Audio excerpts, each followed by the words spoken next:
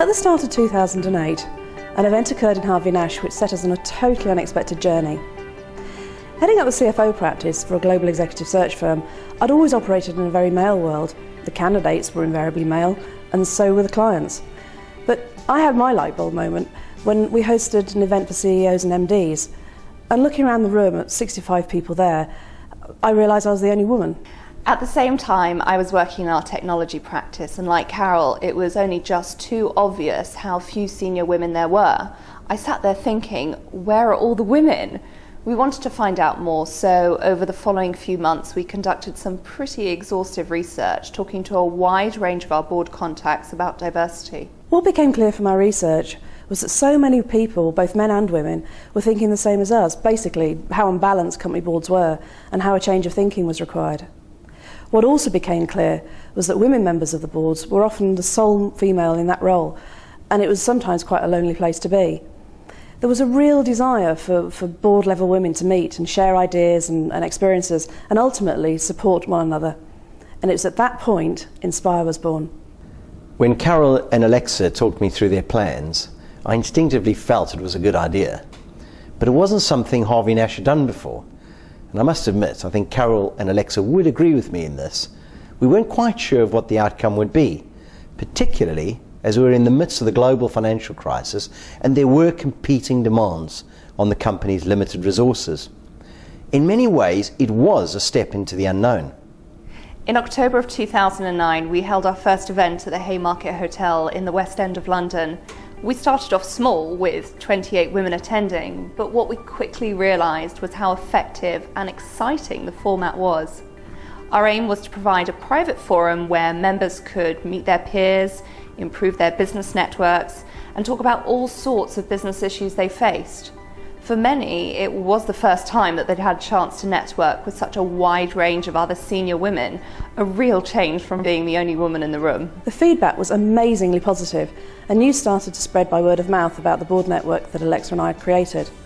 By this time, Alexa had relocated to the Harvey Nash's New York office. As I got to know my way around the city, many of the US women I was talking to were showing a real interest in Inspire.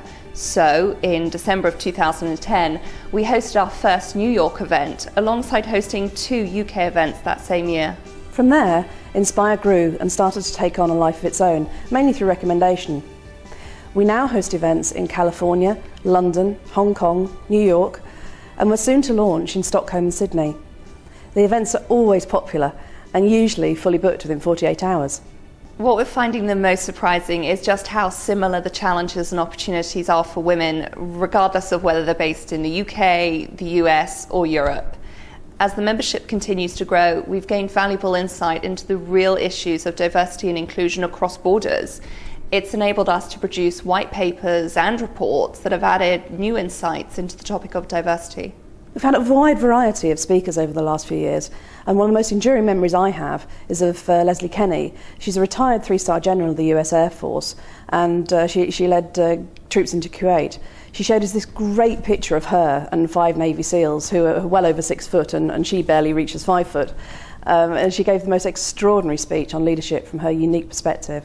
During 2011, Carol and I started to discuss the wider implications of women on boards and diversity. In the UK, with the Lord Davis Review, there was some real progress being made on the boards of larger FTSE 100 companies. But as we spoke to more and more of our clients, we realised a real problem still remained. As search consultants, we're seeing a bottleneck of talent in the middle management tiers, high-performing women who are simply not being offered the chance to pursue a career at the top, or simply didn't find a board career attractive.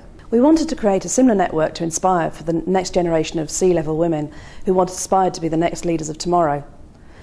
Aspire is about creating aspiration.